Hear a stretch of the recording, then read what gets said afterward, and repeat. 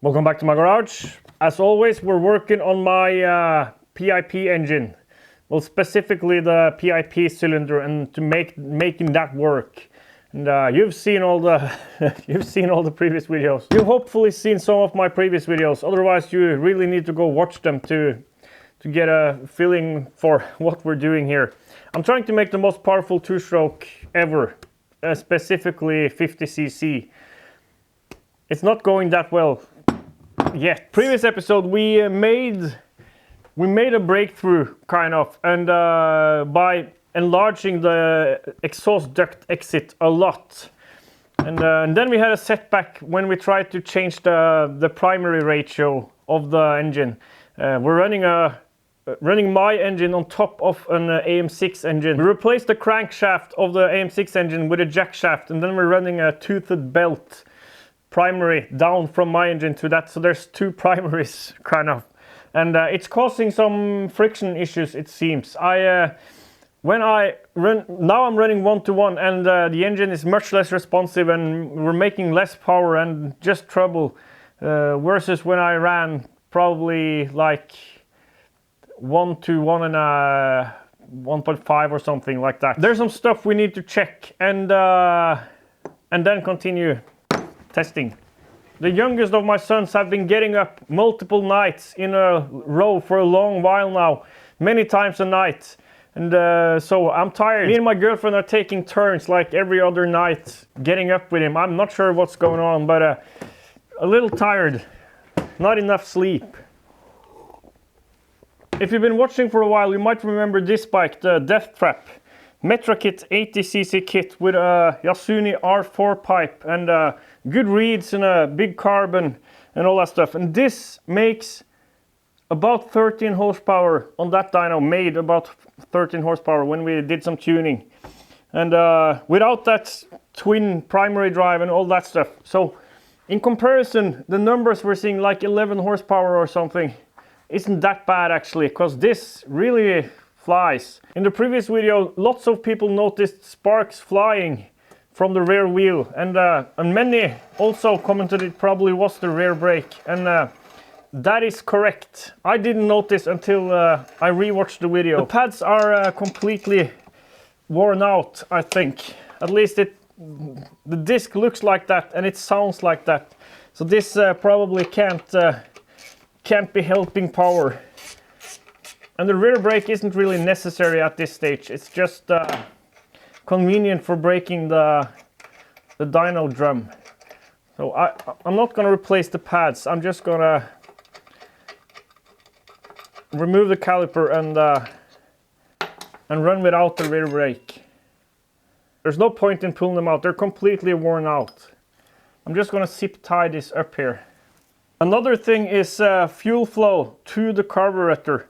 It's hard to see if the carb is getting starved or the bowl is getting starved of fuel, because if flow is bad here, the hose can be full all the time because there's no suction. It's just gravity fed into the bowl.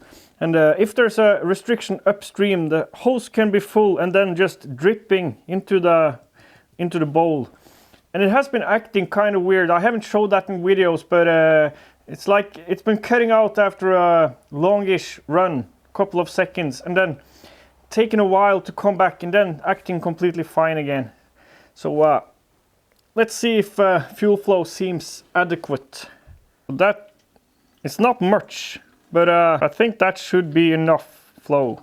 I've been running on reserve all the time. I think I'm gonna switch to just normal, because the tank is there's more than enough fuel in the tank now, and that's picking up a little bit higher in case there's some debris in the tank clogging the intake. Less chance of the intake getting clogged. We're going to revert back to the smaller pulley to reduce the drag from this drive, just because it was acting much better and running better in that way, and continue testing with that ratio. And I'll see if I can find a larger front sprocket for the chain, up the rear wheel speed in that way instead.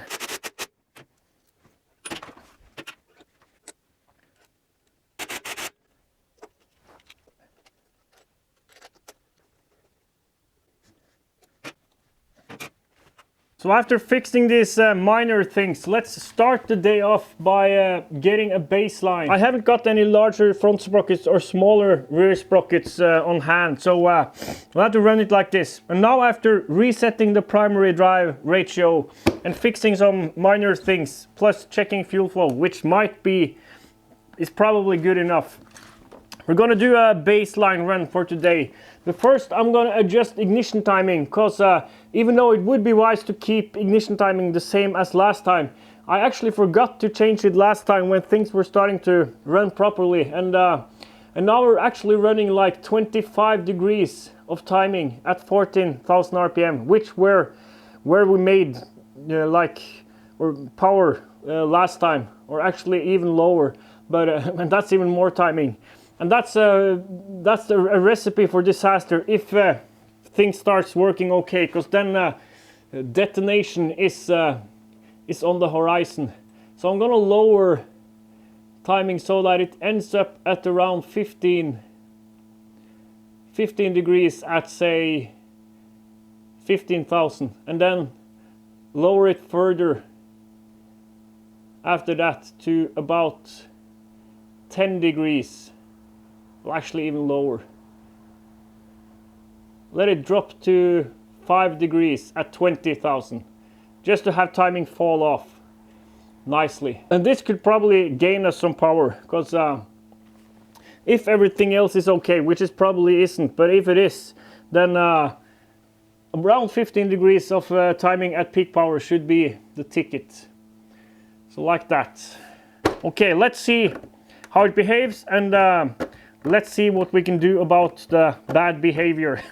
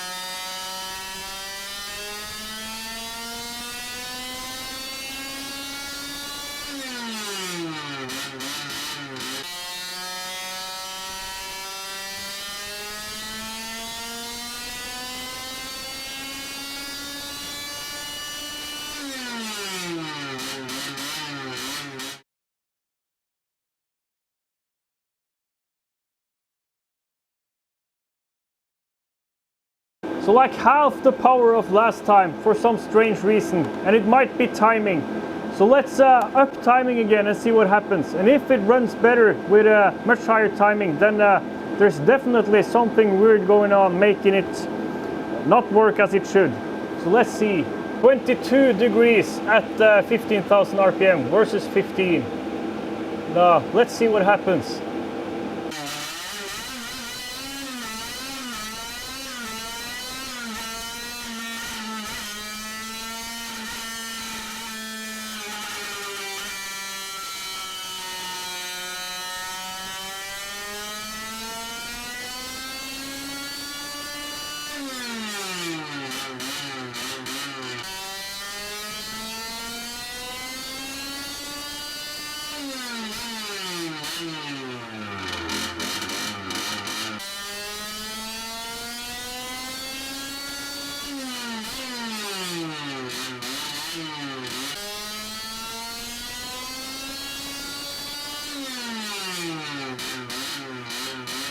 We almost doubled power from more timing. I can't give it full throttle. You can see the difference between these two. This is a full throttle run, and this is almost full throttle run. So there's I think I'm gonna upjet the carb a little bit and see if that helps. And that's the safe way to go. And because it doesn't seem rich. It seems rich at low throttle openings, which is okay for me. That's safer, but it's also seems to be a little bit lean. So I'm gonna upjet a slight bit, and then let's see what happens. And then we play more with ignition timing. It might be I've my timing light procedure was faulty, and so the timing numbers aren't actually what they tell us they are. But because it seems strange to me that 22 degrees of timing up here is a good thing. Well, it is if there's something else going on which is not optimal. Could be the stinger actually, even though, because the stinger is sized for like upwards of 30 horsepower, and that's not what we're seeing here. So we might replace the stinger with a long piece or longer piece of a tighter tube diameter, a longer, tighter tube diameter piece, and see what happens. But first, let's upjet the carb and do another run, and then add some more timing, do another run, then see what we can find out here. Could also be some vibration-induced weirdness going on with the carb, where it's maybe fuel is foaming in the bowl and it's not. That's because it's running kind of inconsistent. There's still those cutouts where, but I think maybe it's loading up because the needle is too rich. But let's not worry about that at the moment. Let's upjet one jet size and go from there. We're at the point of a messy garage now where I'm starting to not find things. So I'm hoping, and I've always said I'm gonna clean up the garage when the engine is running properly. I don't feel like it's running properly enough yet.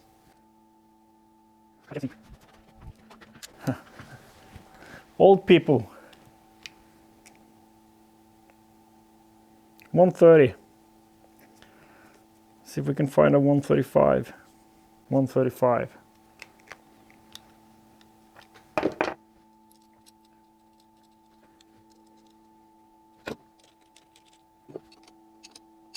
So let's see if it acts better or worse at full throttle now, and adjust accordingly.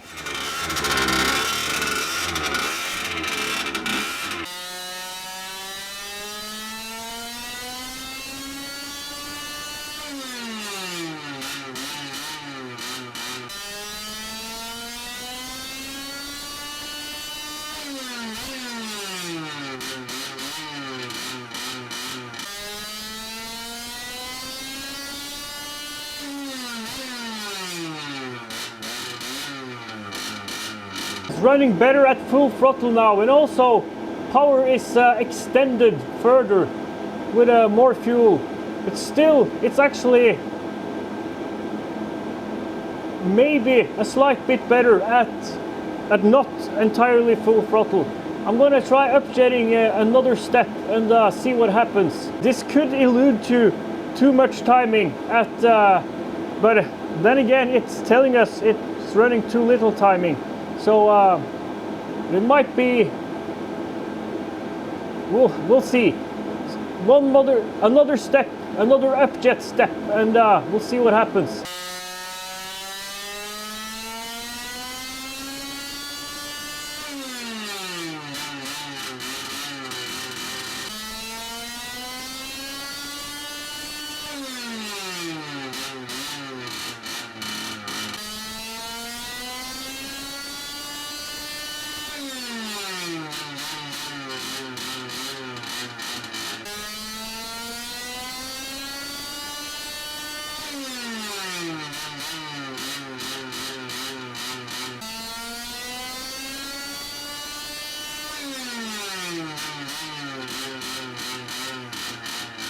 A little bit better, but basically the same as the 135 jet, but should be safer. We're still not at the power we had last time, and that is probably because of timing. So now let's add in some more timing and see what happens. And I'm starting to doubt that base timing is probably sitting much lower than what I thought it was. Now we're sitting at 22 degrees at 15,000. Let's bump that up to 25 and see if it makes a difference. Now 25 degrees at 15,000.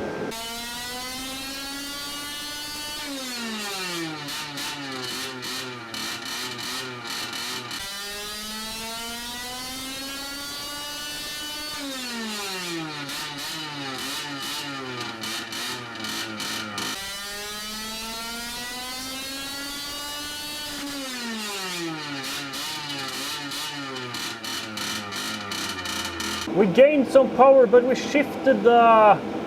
It seems like we shifted the power curve or peak power a little bit lower in the RPM band, like 14,000, which is low for this pipe. So, but let's increase timing further. Let's try flattening, even though it shouldn't make much of a difference, but let's try adding more timing up high here. Let's bring this up to 20 degrees.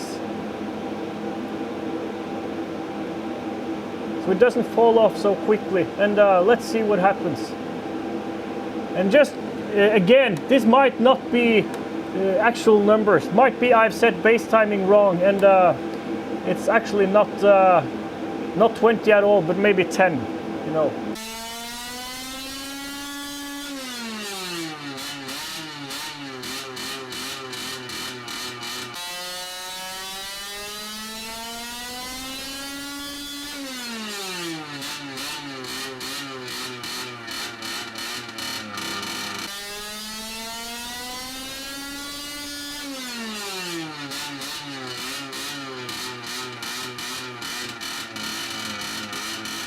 That line is hard to see, but you can see how with added timing above 15k, power just dropped off quickly compared to the other runs. We're gonna try to add in a little more timing, like around 13,000, and then drop off timing at around 15 quickly. Actually have the timing peak at let's try 14,000 instead, and then drop it off like we did in the previous run. 25 degrees there. And then let's drop timing down to a little more aggressive drop, like this.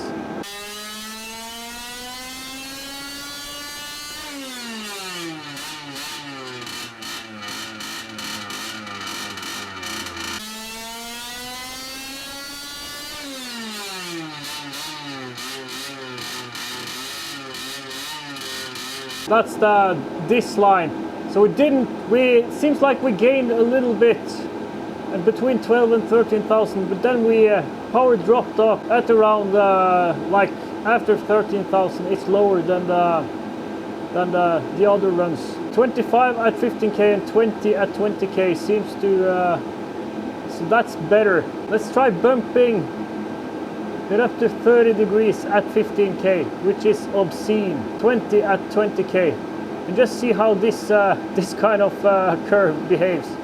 Completely wrong curve in two-stroke terms, but for testing purposes, we know 25 degrees at 15k. That's about optimal, it seems. And again, probably not actually 25 degrees. And so now let's try a little higher timing there, and then drop off, but not as much as those earlier runs.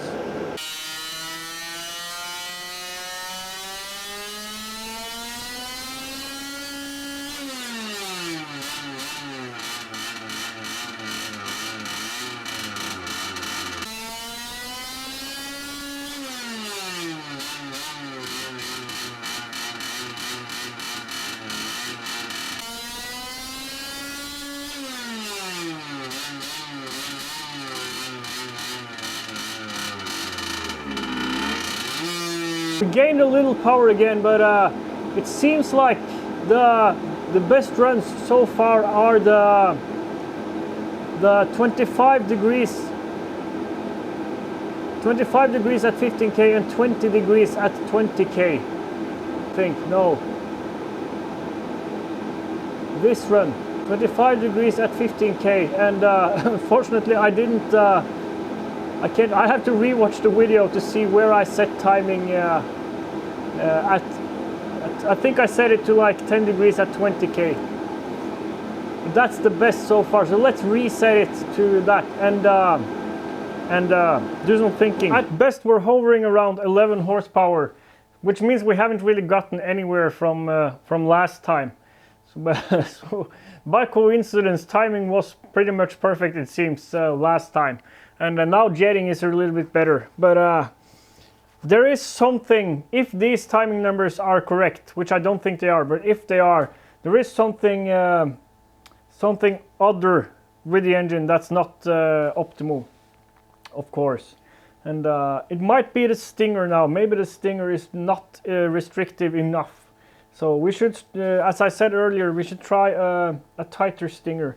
But first, I think we should try the header extension again, just to see, because that gained us a lot of power last time, but at low RPM. And just to see how it behaves now. And because there could still be, there's a possibility we're still having the exhaust port overpowering the transfers, like sucking too hard on the transfers when there's low velocity in the transfers into the cylinder, and then there's high velocity in the exhaust port out of the cylinder, which makes the exhaust port just suck the mixture straight from the transfers and out, instead of evacuating the exhaust gases and having the cylinder being refilled by the transfers. And by extending the header, that'll make the pipe suck harder later. So and if it is that it's sucking hard at bottom dead center now, and doing this sucking out the fresh mix thing, then maybe it will do that to a lesser extent and suck harder when the transfers are beginning to close, and thereby creating higher velocity out of the transfers, and maybe making things better. That's my theory anyway. But so that could be it, and maybe because a shorter pipe would also mean that the cylinder is running out of blowdown area. But it's so strange if it is now, because the duct is big and the port is definitely as large as you can make it in actually. So exhaust blowdown area shouldn't be a problem. But I think let's try the pipe extension first and just to see what happens, because it's interesting. And then let's make a long tighter stinger, and it might be that this is the day when everything blows up because of the high timing and the tight stinger. So we got to be careful. But how can we, doing a full power run? Extending the pipe with this piece, which we've used before. Like that. See how it behaves.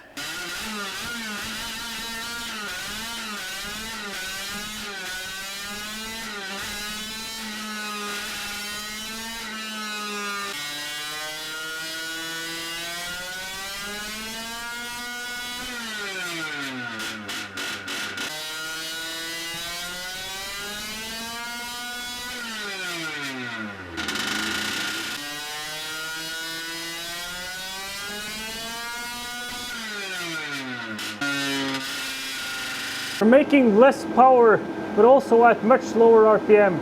Peak power at almost 12,500 RPM versus 14.5-ish. You can see how timing is completely off now, because there's so much timing at 12,500. So even though there's no point in running with the extension, I think, but we're going to lower timing just to see what happens if we can get more power than with a shorter pipe. Did like 25 at 15, so let's bring this down like this. 25 at 12,000. Even though it says engine temp, this is EGT temperature, and you can see how much of a difference there is. So let's see how it behaves now.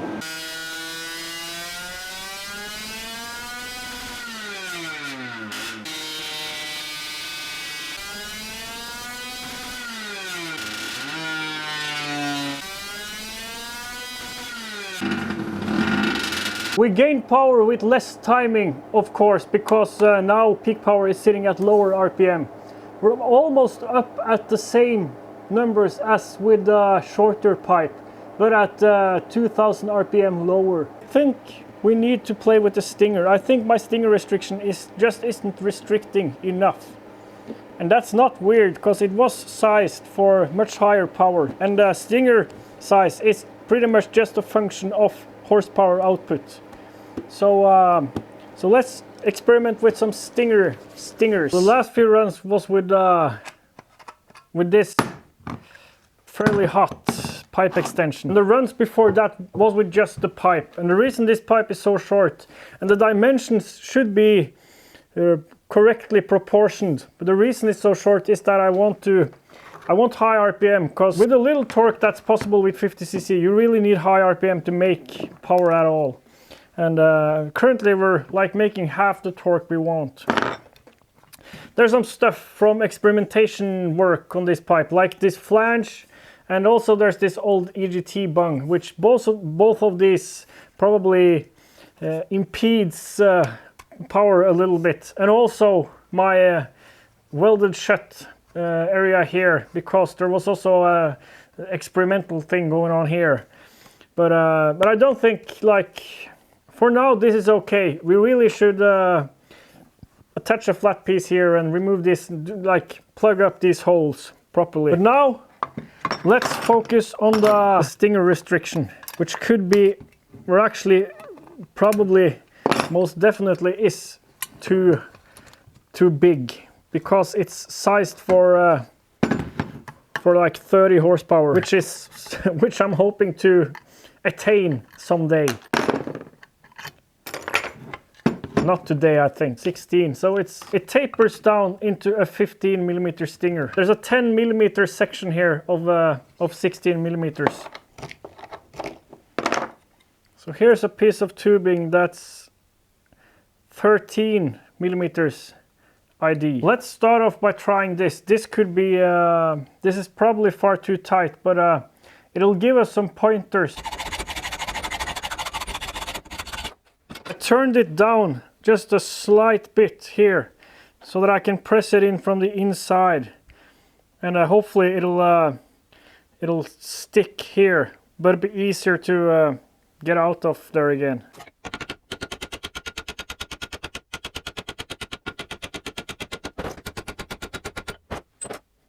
That's stuck in there pretty well. Okay, let's see how it behaves. Thank you, Jeffrey, for all these pipe attachment accessories, springs and tabs and stuff. It's really come in handy.